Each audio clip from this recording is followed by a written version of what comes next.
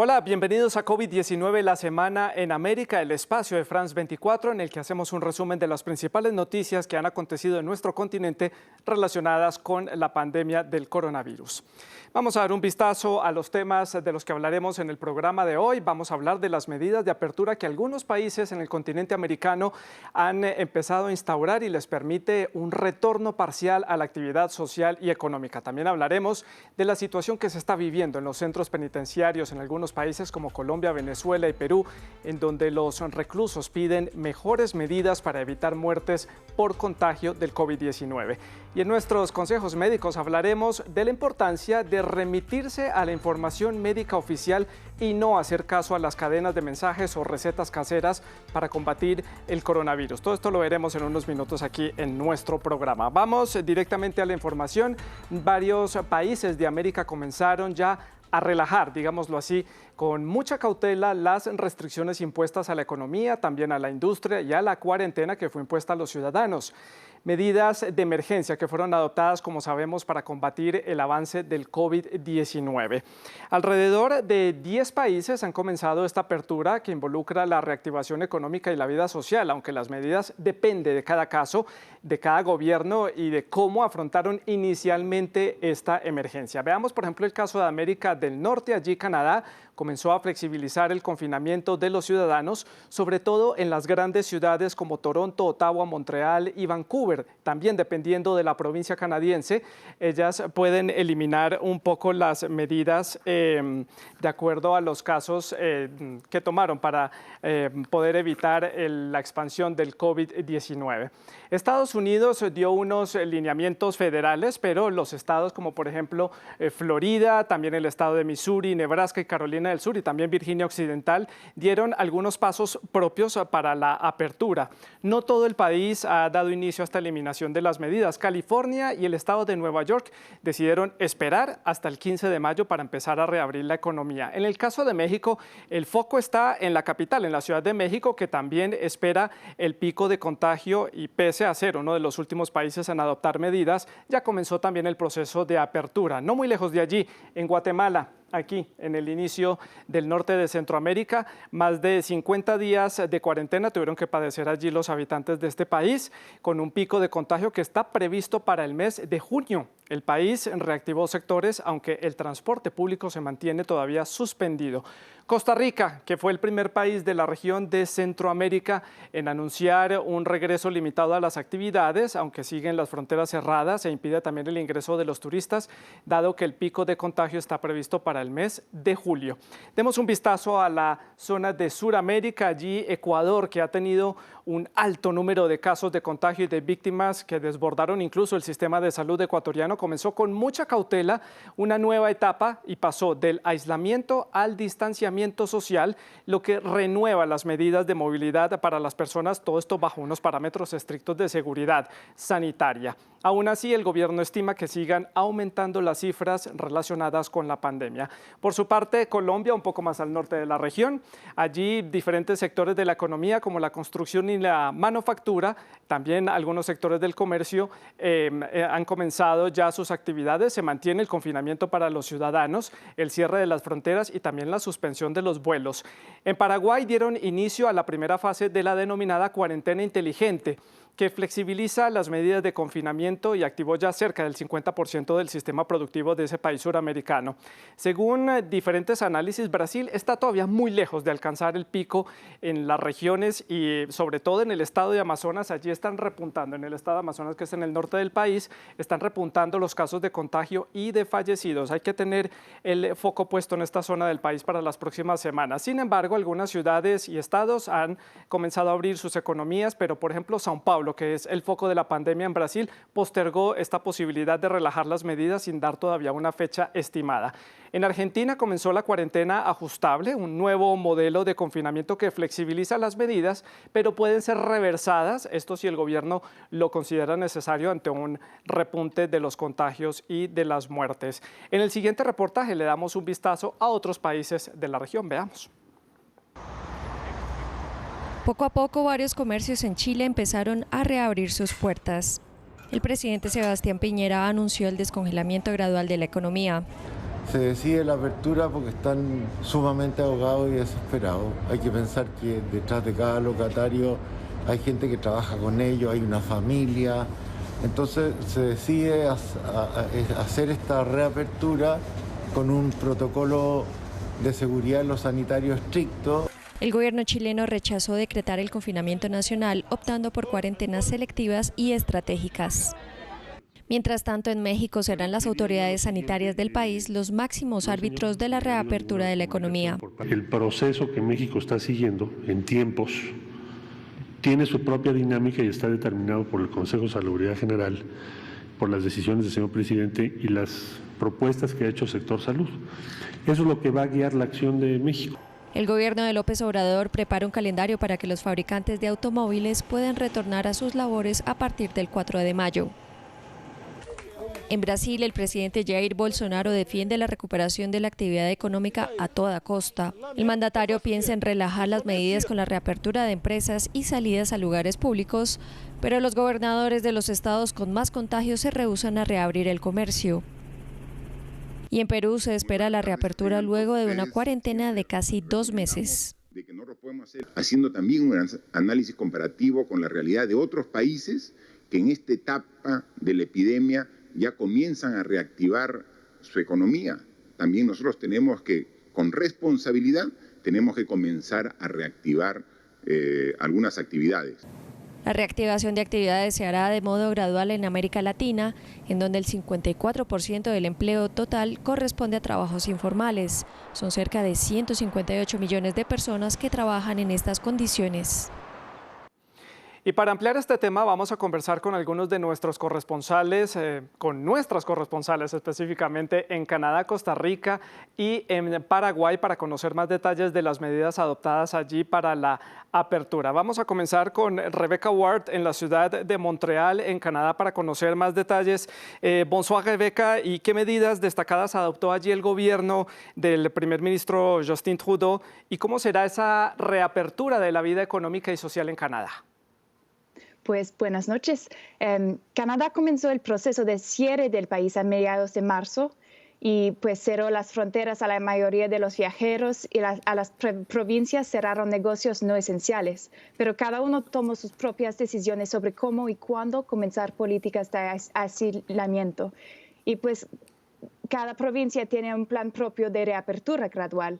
Algunos esfuerzos de reapertura han comenzado en Quebec, por ejemplo, que parece ser el epicentro del virus dentro del país.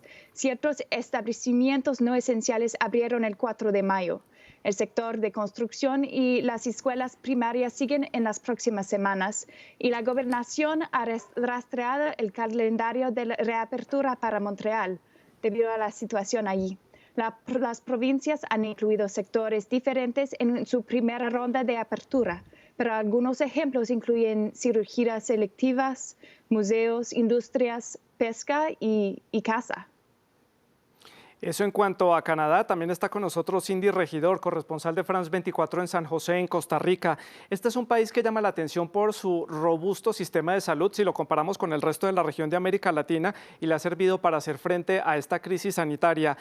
Cindy, ¿cómo será esa apertura escalonada de la economía y la vida social, pero manteniendo el cuidado de los ciudadanos y sobre todo evitando la entrada de turistas? Y tengamos en cuenta que el turismo es pilar de la economía de Costa Rica. Gracias, Santiago. Precisamente el gobierno ha anunciado que a inicios de la próxima semana pondrá en práctica un cronograma de apertura gradual de las actividades económicas y sociales. Me gustaría comentarte que al día de hoy hay 773 casos positivos de coronavirus y solamente 6 fallecidos. Esto hace que Costa Rica tenga el 0,8% de índice de letalidad de COVID-19, el más bajo de Latinoamérica. Y además, desde hace casi una semana tenemos más casos recuperados que casos positivos. Y eso ha sido lo que ha instado al gobierno a empezar a flexibilizar las medidas. El sistema, como ya lo has dicho, un sistema sistema de salud muy robusto que además ha logrado identificar en el 90% de los casos el nexo epidemiológico para así impedir la transmisión comunitaria. Es por eso que desde hace aproximadamente 2 semanas hemos tenido un poco de flexibilización en la restricción vehicular que actualmente todavía está impuesta. También algunos negocios han podido abrir a un 25% de su capacidad. Para el día de hoy ya el gobierno anunció un plan de reactivación económica. Eso incluye la inyección de 1.600 millones de dólares en crédito y recursos para capital de trabajo, también apoyo al sector productivo, inversión pública específicamente en infraestructura, y también van a explorar nuevos giros de negocios como por ejemplo el cultivo de cáñamo y también maneras de atraer a pensionados extranjeros para que vivan en el país. Además, ya como les decía, el lunes empezarán ya con las medidas para reabrir el país, empezarán con teatros, con cines, con restaurantes, además parques nacionales, para que de esta manera se reactive el turismo nacional. Primero, las fronteras continuarán cerradas hasta mediados de junio y ya para entonces se pensará entonces en reactivar el turismo internacional, que precisamente es una de las fuentes de ingresos más importantes de Costa Rica. Cindy, gracias. Allí en San José, en Costa Rica. Vamos ahora hasta el corazón de Sudamérica, la ciudad de Asunción, en Paraguay. Allí se encuentra nuestra corresponsal Flavia Borja. Flavia, Paraguay ha puesto en marcha cerca del 50% de su aparato productivo. Esto va acompañado, por supuesto, con algunas medidas y también con unas restricciones. Denos más detalles. Asimismo, Santiago, muy buenas noches. Y lo que está sucediendo esta semana es que comenzó la cuarentena inteligente, como la llama el gobierno, y esto le permitió a fábricas, talleres, el sector de la construcción, de obras viales, de obras civiles, reactivar sus actividades. También se permite la prestación de servicios de manera individual y a domicilio, lo mismo que para los comercios, todo tipo de productos que puedan ser entregados a través del servicio de delivery hasta la casa de la persona pueden funcionar. Esto ha generado realmente un movimiento nuevamente interesante en las calles después de haber permanecido la gente durante casi 2 meses en un confinamiento total que, hay que decir, tuvo un acatamiento muy alto, y eso hace que hoy estemos con cifras que tenemos 563 casos confirmados, de los cuales 10 han fallecido, y por el momento hay 7 personas internadas, pero sin embargo ninguna está en terapia intensiva. Hay una reactivación de la economía, esto está dando un respiro sobre todo al sector informal, que aquí en Paraguay es muy alto el porcentaje de trabajadores que están en el sector informal. Sin embargo, se ha estado observando problemas para las micro, pequeñas y medianas empresas que recién van a poder activar su trabajo a fines de junio, inicios de julio, si todo va bien y si la cuarentena inteligente funciona, porque han advertido las autoridades de salud que si esto no funciona, que si los casos comienzan a dispararse, pues se hará nuevamente una pausa y volveremos todos al confinamiento total, o se irá ajustando según la necesidad. El sector de las MIPYMES entonces es el que aún está sufriendo y está pidiendo un salvataje al gobierno para poder aguantar durante estos meses y no generar más desempleo. Pues a Rebeca, Cindy y Flavia en Montreal, San José y en Asunción, gracias por este completo informe de las medidas que han adoptado los países de América Latina para hacer frente al COVID-19 y la reapertura de la economía y la vida social en Canadá, Costa Rica y en Paraguay. Muchas gracias por este informe. Vamos a cambiar de tema. Siguen los desencuentros entre China y Estados Unidos. El país norteamericano sigue culpando a la nación asiática por la pandemia del COVID-19. Desde Beijing, el gobierno del presidente Xi Jinping sostuvo que la Casa Blanca no tiene pruebas de que el virus haya sido originado en un laboratorio en la ciudad de Wuhan. Esta versión ha sido respaldada completamente por la Organización Mundial de la Salud, que indicó que no hay pruebas contundentes para emitir ese tipo de juicios. De otra parte, el gobierno del presidente de Estados Unidos, Donald Trump, anunció que está considerando otras medidas económicas a través de decretos para mitigar el impacto económico. Entre ellas, estaría aplazar las fechas de las declaraciones de impuestos federales, esto con miras a aliviar el bolsillo de los estadounidenses que se han visto afectados por las medidas adoptadas para mitigar la expansión del virus. En el país ya hay más de 30 millones de personas que han solicitado ayudas por desempleo para poder pagar sus gastos mensuales, como por ejemplo los alquileres de las viviendas. En Nueva York, por ejemplo, han comenzado allí un movimiento para no pagar rentas. Veamos. Cuando el propietario llamó a sus puertas pidiendo el alquiler a comienzos de mes, Dylan y sus compañeros de apartamento se negaron a pagar. Le dijimos que no podríamos pagar porque habíamos perdido nuestros ingresos. Él no estaba contento, pero no gritó. Estaba muy molesto. Dylan trabajaba en una discoteca, pero perdió su empleo y por consiguiente sus ingresos cuando llegó la crisis del coronavirus. El único gasto importante en el que puedo pensar ahora mismo es la comida.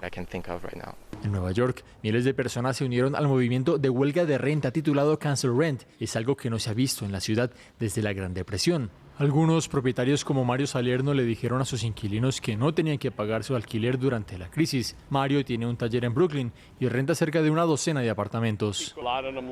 Muchos de ellos perdieron sus trabajos, muchos de ellos pasan por momentos difíciles. Algunos se habrían quedado sin hogar, así que les ayudo para que estén tranquilos. Me aseguro para que ellos ayuden a sus vecinos, a sus compañeros de apartamento, que tengan comida en sus mesas. Pero Jay Martin, que tiene una organización que representa a 4.000 propietarios en los 5 distritos de Nueva York, asegura que la huelga de renta es contraproducente. Tenemos que mantener estos edificios, tenemos que pagar impuestos mensualmente, tenemos que pagar hipotecas, el servicio de alcantarillado que está muy caro. Todos estos gastos siguen siendo reales, hay que seguirlos pagando cada mes. Así que cuando dicen que no pueden pagar el alquiler, lo que están diciendo es que retiran la capacidad de mantener estos edificios y que sigan siendo seguros y habitables para los que viven allí 24 horas al día. Propietarios e inquilinos de Nueva York piden a las autoridades locales y federales que brinden soluciones, alivios sobre los impuestos de propiedad y subvenciones para los inquilinos. Si no lo hacen, aseguran que la industria de los alquileres, el principal motor económico de Nueva York, podría colapsar dejando a miles sin hogar. En nuestra selección de lo más destacado en las redes sociales nos vamos hasta Colombia. Allí el presidente Iván Duque anunció la prolongación de la cuarentena hasta el 25 de mayo. Anteriormente estaba previsto que esto finalizara el 11 de mayo, pero las condiciones del avance del virus y su contagio también llevaron a que el mandatario prolongara este confinamiento. Eso sí, algunos sectores comerciales e industriales y algunas entidades públicas van a retomar sus actividades de manera parcial a partir del 11 de mayo. También en Costa Rica hubo anuncios destacados por parte del presidente Carlos Alvarado, quien a través de su cuenta en Twitter anunció que comenzó la recolección de plasma de la sangre de personas que se han recuperado del COVID-19 en ese país centroamericano. Hay que recordar que Costa Rica ha mantenido una tasa de mortalidad muy baja y lidera la investigación del virus del COVID-19, debido a que una posible vacuna contra este coronavirus podría demorarse unos 18 meses. Costa Rica comenzó con un programa científico para preparar una solución alternativa con la sangre, es decir, un suero para hacer un medicamento anti-COVID-19 para tratar a las personas que ya han sido contagiadas con el coronavirus. En otros temas, se mantiene la tensión en los penales en América Latina debido a las precarias condiciones en las que están los reclusos. Allí incluso han llegado hasta intentos de fuga o amotinamientos. Los contagios se cuentan cercanos ya a los 1.400 en diferentes prisiones a lo largo y ancho de nuestra región, en donde cerca de 20 personas han perdido la vida. La Organización de Naciones Unidas alertó que las condiciones de hacinamiento e insalubridad propagan muy fácil el coronavirus. Este es el panorama. La irrupción del coronavirus sacude las cárceles latinoamericanas. Los internos tienen que hacer frente no solo al miedo al contagio por el COVID-19, sino a la estructural superpoblación, el hacinamiento y unas pésimas condiciones higiénicas, que han generado motines en más de una decena de prisiones de la región.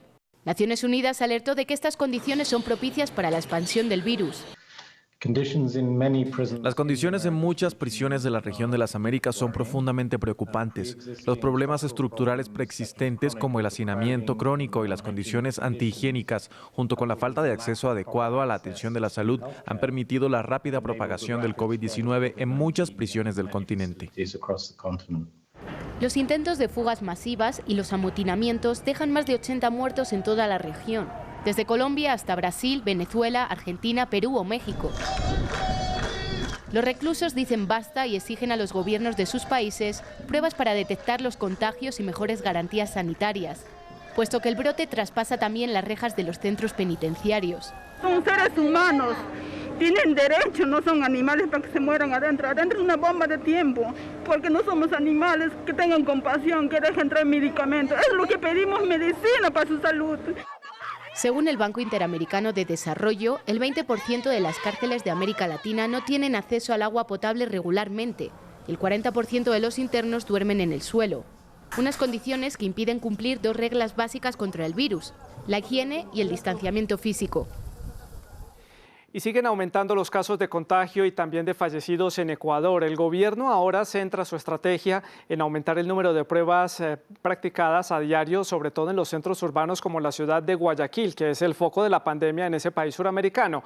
Pero los residentes de las zonas apartadas aseguran que es poco lo que ha hecho el gobierno en cuanto a las pruebas de diagnóstico en estas zonas apartadas. No se han realizado pruebas de COVID-19 en la localidad de Manglar Alto, en Ecuador. Esto es lo que aseguran los residentes de la zona, que denuncian que familiares y amigos han fallecido por complicaciones respiratorias sin que se sepa si estaban contagiados con el virus. Que hasta el momento no se hace ni una prueba COVID. Entonces, los compañeros mueren supuestamente de deficiencia respiratoria porque no existe una prueba. ¿Y qué pasa ahí? Los compañeros, los familiares que los atienden, si es COVID, están contagiados. El gobierno en sí, a nosotros, puedo decirle enfáticamente que no nos ayuda. A pesar de que el gobierno indica que se han realizado cerca de 74.000 pruebas de COVID-19 en todo el país, las autoridades locales han indicado que en principio los exámenes se han centrado en ciertos sectores que se consideran los más vulnerables debido a su trabajo. Los primeros quiteños y ciudadanos beneficiarios de estas pruebas es aquella población de responsabilidad municipal que ha estado en el campo, que ha estado día a día trabajando en territorio.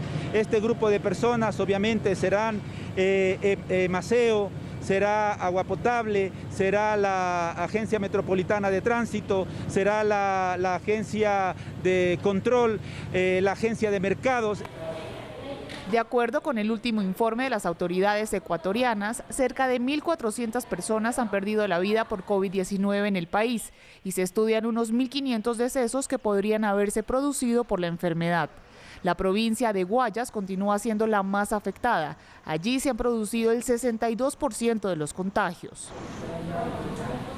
El Fondo Monetario Internacional aprobó un paquete de asistencia por $643 millones para Ecuador. Sin embargo, resaltó que la nación podría necesitar fondos adicionales para responder a la emergencia.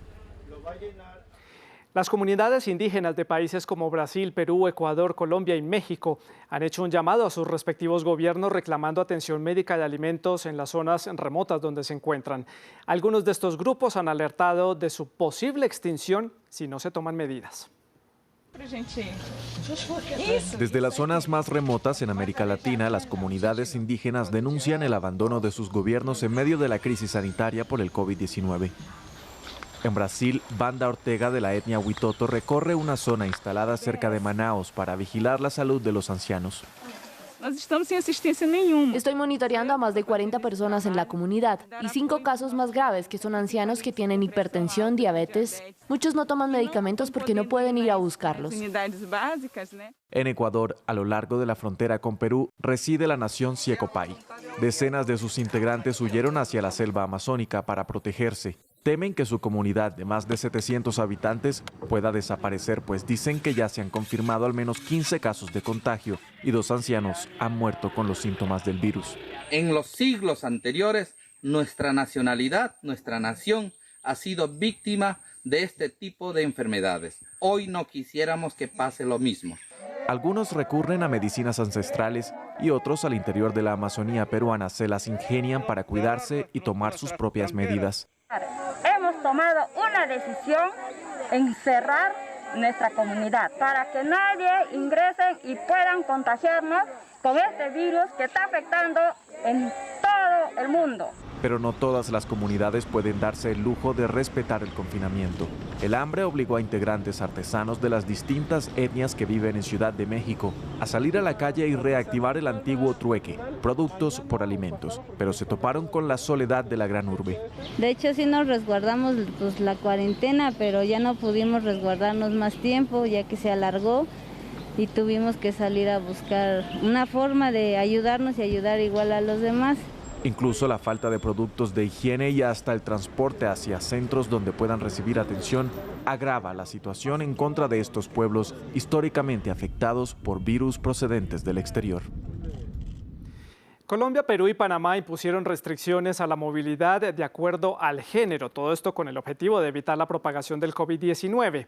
Pero estas medidas han avivado los abusos y también la discriminación contra los integrantes de la comunidad LGBTI y de aquellos que son declarados como no binarios, es decir, que no se consideran ni hombres ni mujeres. Esta es su situación.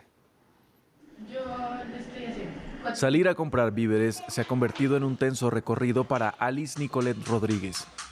Con el fin de reducir las multitudes para frenar el brote de COVID-19, ciudades como Bogotá, en Colombia, han decidido que los hombres y las mujeres no coincidan en la calle el mismo día. Alice es no binario, es decir, que no se identifica con ningún género, pero ha decidido salir el Día de las Mujeres y le preocupa que no le reconozcan su identidad si no lleva maquillaje o falda. Como que si tú no cumples con esos estereotipos o roles de un género particular, entonces no te puedes identificar o no puedes estar en el espacio público. Medidas como esta han suscitado el miedo entre la comunidad trans, quienes ahora no solo temen contagiarse del coronavirus, sino que también denuncian abusos de las autoridades, discriminación en tiendas y por parte de la sociedad en general. En Panamá, por ejemplo, una restricción similar se impuso en todo el país a principios de abril y desde entonces la Asociación Panameña de Personas Trans ha recibido más de 40 quejas. Ojo, no son todos los guardias, ojo, no son en todas las ocasiones, pero está sucediendo y no le debe suceder a ninguna. Las compañeras tienen la necesidad tanto de alimentación como de medicamentos. En Perú esta restricción duró tan solo una semana tras conocerse casos de violencia contra mujeres trans. Organizaciones de derechos humanos y colectivos LGBT han hecho un llamado a las autoridades a revisar estas medidas que deja expuesta a una comunidad históricamente marginada. Y nos vamos ahora hasta la ciudad de Santa Cruz de la Sierra, en Bolivia. Allí los vecinos de un barrio habitado por personas de escasos recursos decidieron poner en marcha un proyecto comunitario llamado La Olla Común. Es un esfuerzo de un grupo de vecinos que prepara entre 500 y 900 platos diarios para alimentar a otros vecinos de este sector que no tienen cómo acceder a los alimentos. Esta iniciativa enfrenta las restricciones del confinamiento y también de la cuarentena. Rebosantes de verduras, papas y trozos de carne. Estas ollas son preparadas con el esfuerzo y la solidaridad de un barrio pobre en Santa Cruz. Para muchas personas que no tienen dinero por cuenta de ser trabajadores informales y que están estancados durante la cuarentena, estas cenas son un gran alivio en medio de la subsistencia diaria. Aquí hacemos la olla común todos los días, de lunes a viernes, y sacamos aproximadamente 460 platos. Aquí tengo una lista, llevamos una lista para que las personas que vienen no queden disconformes, ¿no? Si una familia viene con para 4 o 5 personas, está aquí la lista, entonces llevamos un registro. Según los miembros de esta junta vecinal, no están recibiendo ninguna ayuda del gobierno boliviano. De hecho, la financiación para llevar a cabo la compra y preparación de estos alimentos corre por cuenta de las donaciones que realizan los residentes de condominios del sector. Lo que pedimos a las autoridades, por favor, que nos ayuden con la olla común. Aquí en el barrio hay mucha pobreza, hay niños, jóvenes que necesitan alimentarse, personas de la tercera edad, personas delicadas, enfermas. Entonces necesitamos la colaboración de estas personas, de estas autoridades, que no se olviden de este barrio. Las raciones de comida las distribuyen en 3 momentos diferentes del día, para evitar las aglomeraciones y respetar las medidas de confinamiento decretadas en Bolivia. Los voluntarios para cocinar y servir la comida son contactados por redes sociales. Santa Cruz cuenta con más de 1,5 millones de habitantes. Miles de ellos esperan con ansias la reapertura económica para volver a trabajar y ganarse el sustento diario. En nuestro consejo médico conversamos con el doctor Carlos Eduardo Pérez, médico infectólogo de la Universidad Nacional de Colombia y también asesor científico de France 24. En esta oportunidad le consultamos sobre el cuidado que debemos tener al recibir cadenas en las redes sociales en las que nos indican sobre supuestos cuidados o remedios caseros que sin ningún aval científico nos permite supuestamente evitar el contagio del coronavirus o evitar que sus síntomas sean muy fuertes. Esto fue lo que nos recomendó. Recuerden que las informaciones de las redes sociales pueden ser útiles para brindar información, pero no para dar tratamientos. Los tratamientos deben ser bajo supervisión médica y en entidades hospitalarias. No hay ningún remedio ni natural ni ninguna sustancia química que haya curado el COVID. Y por eso es tan importante que asistamos a las consultas médicas, confiemos en las entidades gubernamentales y no hagamos y hagamos caso omiso de las recomendaciones que se hacen por cadenas de WhatsApp, YouTube o Twitter, que muchas veces no tienen fundamentos científicos completos. Y como siempre, en medio de la crisis está la oportunidad. En esta oportunidad, por ejemplo, la creatividad también dio paso al ingenio y a la forma para colaborar. Tal parece que José Ramírez en Perú lo sabe muy bien. José tuvo que cerrar su establo de ordeño por la emergencia sanitaria, dejando a su familia y a los trabajadores sin un sustento económico. Sus hijos le dieron una forma muy creativa para seguir vendiendo la leche de su ganado a las personas del sector, dada la oportunidad que había de tener un negocio en medio del confinamiento. Pero pronto añadió otros productos derivados de la leche. Comenzó también a vender mantequilla, queso arequipe o manjar blanco o cortado de leche con azúcar, dependiendo cómo se le llame en su país. Esto nos contó José sobre su creativa iniciativa. Y la leche te dura 4 días. Leche fresca, recién ordeñada. Todos los días sacamos leche fresca de la Universidad Agraria. Y también en la Universidad Agraria las vaquitas todos los días dan leche, no dejan de dar leche. Entonces la gente, al no poder ir tampoco a la Universidad Agraria, la leche se quedaba, entonces yo tenía que salir a buscar mercado para los productos, pues. De eso se trató, entonces desesperadamente tuvimos que salir a las calles a llevar la leche a las casas. Esto en Perú, pero también hay iniciativas muy interesantes en Colombia. Luis Armando Velázquez aprovechó la pausa obligada en su negocio debido al confinamiento y le dio un giro completamente a su actividad económica. Se convirtió en cantante ambulante y ahora recorre las calles para cantarle el feliz cumpleaños a quienes quieren celebrar la fecha de su nacimiento, pero que tienen que estar confinados. Luis Armando no tuvo tiempo para educar su voz, pero afinar y entonar no es la prioridad. Lo importante es celebrar. La historia es de Luis Fernando Montes. Que los cumpla feliz. En medio del encierro y a pesar de las notas desafinadas, un momento de alegría en un día muy especial. Y que cumplas muchos años. Luis Armando Velázquez cambió los anuncios publicitarios desde los altavoces de su vehículo para ir de puerta en puerta cantando y celebrando una fecha especial. Que los vuelva a cumplir. La parte más importante es llevar alegría a la puerta de esa casa, porque es que no únicamente, mira, no únicamente, César, se alegra la gente de esa casa, hacemos una cadena, alegramos toda esa cuadra se alegra con nosotros. Hoy Liz Narda es la homenajeada, pero tiene sentimientos encontrados. Las medidas de confinamiento ordenadas por el gobierno a causa del COVID-19 no le permiten celebrar con todos sus seres queridos. Mis 2 hijos mayores no están conmigo y siempre hemos pasado el cumpleaños todos, pero este año nos tocó así. Solo estamos las 2 menores y los 2 mayores sí no están. Pero ellos de la distancia me mandan siempre la felicitación de cumpleaños. Esto para los niños que no tienen comer. Esta serenata a domicilio no tiene ningún costo. Lo único que se pide a las familias es la donación de alimentos para entregarle a las personas más necesitadas de la población. Si yo veo una persona que siento que necesita nuestra ayuda, yo paro el carro y le pregunto, su merced, ¿a usted le han ayudado? Si esa persona me dice, don Armando, nadie me ha ayudado, yo le creo a esa persona y con esa persona compartimos lo que tenemos dentro del carro, que es arroz, panela, aceite, huevos. Armando ahora vive de sus ahorros. Solo espera que pase la cuarentena para poder volver pronto a su trabajo habitual. Y con esta buena iniciativa llegamos al final de COVID-19 la semana en América. Más información usted la puede encontrar en nuestra página web, en las redes sociales y también en la app. Pueden seguir con toda la programación de France 24. Nosotros nos volvemos a encontrar en una próxima oportunidad. Hasta entonces.